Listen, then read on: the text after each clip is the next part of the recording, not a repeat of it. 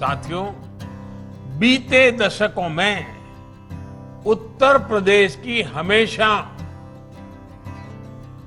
क्या पहचान बनी, क्या उल्लेख होता था उत्तर प्रदेश का, आपको याद होगा। उत्तर प्रदेश को हमेशा राजनीति के चश्मे से देखा गया। यूपी देश के विकास में भी अग्रिम भूमिका निभा सकता है, इसकी चर्चा तक ही नहीं होने दी गई।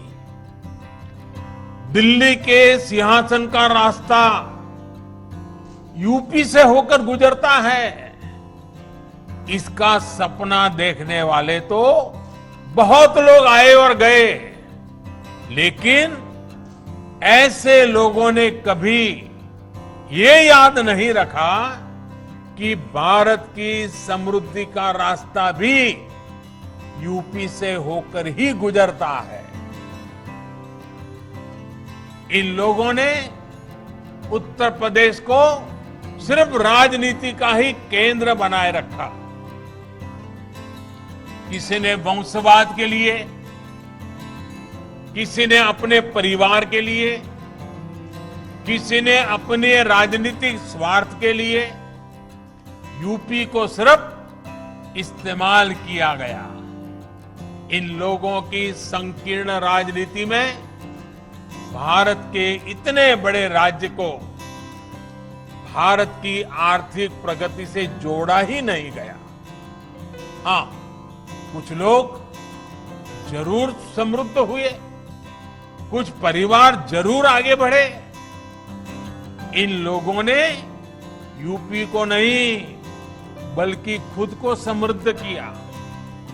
मुझे खुशी है कि आज उत्तर प्रदेश ऐसे लोगों के कुचक्र से बाहर निकलकर आगे बढ़ रहा है।